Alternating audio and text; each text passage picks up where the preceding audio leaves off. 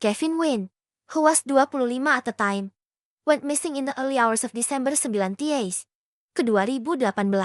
His family said he was kicked out of a bar called the Brass Rail on Broadway after an altercation, and that's the last they seen or heard from him. Family, friends, and strangers have been hoping to find him or hear from him ever since. The following Sunday, nearly 150 volunteers and family members gathered at Lakeside Park to continue the search. The family searched the banks of the street, Joseph and Street, Mary's Rivers, and also the area around the Brass Rail. The following Thursday, they found his glasses broken in the parking lot of the bar. Kevin's family stated that his vision was very bad and the fact that his glasses were broken and left behind was a very bad sign and there's no more way he'd be able to make his way around without seeing. Management at the bar told the family that Kevin had entered the bar 4 times the night he went missing. There's A&Rbs down the road from the bar that had given the family to video. They show Kevin walking by the restaurant alone.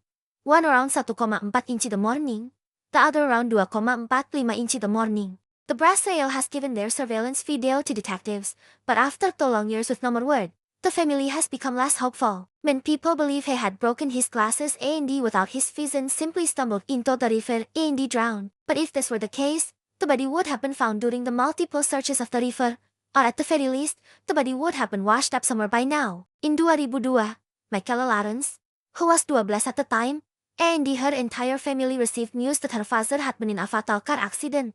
His body was barely recognizable from the wreck. The family, of course, opted for a closed casket funeral. A few weeks after the funeral, things started appearing in the mailbox of the Lawrence household. Small packages with Michaela's name written on them. The packages would come once every few weeks. The first package was a small knick-knack type item. It was a decorative model glow Big Ben clock statue. It was a familiar piece that Michaela's mother recognized from the house somewhere. A few weeks later, another package came. This package contained an old antique stopwatch from the 50s. It didn't work anymore, but once again, it looked familiar to Michaela's mother. None of the packages said who they were from or where they came from. A few more weeks later, on Michaela's 13th birthday, a card in an envelope ended up in the mailbox, and written on it was Michaela's name again. The card was a happy birthday card. But once again, the mother recognized this card and the handwriting was familiar. It was the handwriting of her thought-to-be deceased husband, but it was a card that the couple had given to their daughter years ago, and it was signed Love Mom and Dad. This confirmed her suspicions that the items that had been arriving in the mail were possessions from the house, those of her husband's. She tried to check the safe in the bedroom closet to see if anything was missing, but mysteriously the safe combination no longer seemed to work no matter how many times she tried. She tried going to the police about the packages at her house, but police couldn't do anything except advise to install some kind of security system. To this day, it's not known who sent the packages or how whoever sent them got a hold of them. Frauke Liebs disappeared on June 28, 2006 from the town Paderborn in Germany. Her body was found almost 4 months later, on October 14, 2006. The circumstances of her disappearance are mysterious, especially since she's believed to have made contact with her friends between her disappearance and her death. 2006 was the year of the Football World Cup in Germany. Frauke met with some friends at the Old Triangle Irish pub in downtown Paderborn to watch some of the games. Her mom dropped her off at the pub around 9 p.m. During the Sweden-England match, she exchanged text messages with an acquaintance until the battery of her cell phone ran out. She then borrowed the battery of her friend, but the friend said that she returned the battery before leaving. At about 11 p.m., Frauke left the bar. It is assumed that she walked home because she was said to only have about €5 on her at that point. Her flat was about 1 mile away from the pub. Nobody knows which path she took because nobody saw her after she left the pub. Her flatmate Chris claimed that she never arrived in the flat. At 12:49 a.m., her roommate received a text from Frauke, which stated that she'd be back late. She did not appear at work the following day, and after she was not in the apartment, Frauke's mother reported her missing. Over the next few days, Frauke contacted her roommate 5 times off her cell phone. The calls were usually short and during the evening hours and did not contain a lot of information about her situation. In the first calls, she hinted that she would come back soon, but answered further questions evasively or mysteriously.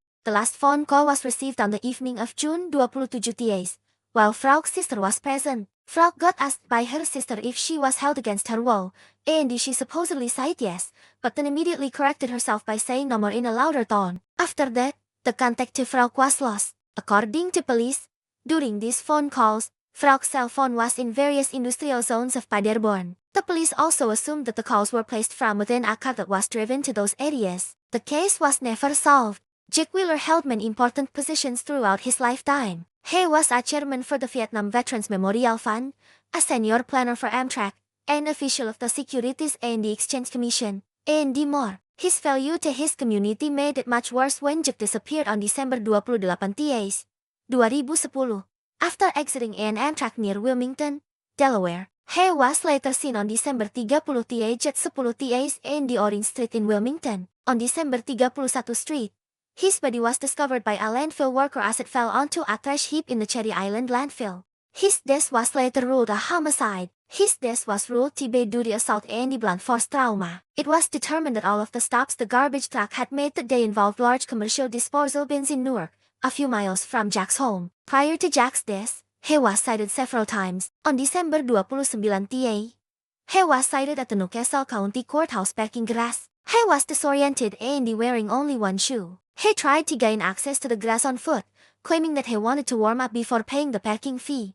He told the attendant that his briefcase had been stolen, and he kept claiming that he wasn't intoxicated, but the attendant didn't believe him. It was later determined that his car was in a different garage. This was the last CCTV footage taken of him. Later that day, Jack asked a pharmacist in Newcastle for a ride to Wilmington. He reportedly looked upset at the time. The pharmacist offered to call McCabe. He then left the store. On December 30, he was seen wandering around various office buildings. Several people asked if he needed help, but he refused any assistance. This case has still never been solved. Lastly, we have the disappearance of Brian Schaefer. In 2006, Ohio State student Brian Schaefer went into a bar and never came out. He was out with two friends one night, and they went to a bar called the Ugly Tuna Saluna. This bar had a front main entrance and the bar entrance for staff and the entertainment, both of which had cameras pointed at them. Around 10 p.m. that night, Brian called his girlfriend to tell her that he loved her. Soon after,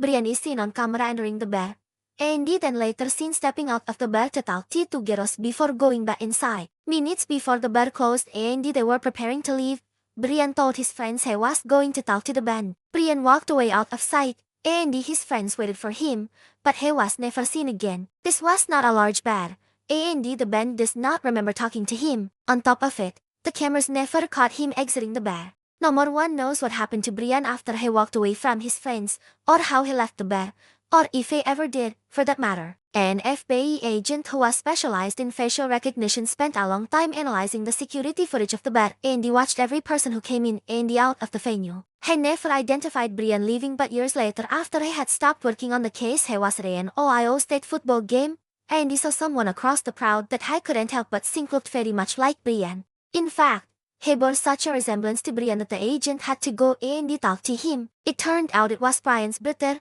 proving just how good the agent's facial recognition abilities were. Brian's girlfriend called his cell phone every day for weeks, and it always went straight to voicemail until one night when it actually rang 3 times, then went to voicemail. This was unexplainable. The truly weirdest part about this whole thing is that the last footage of Brian was him entering the bar. No more footage was ever found of him leaving the bar, which has led to theories that he never did leave. To this day, no one knows where he is.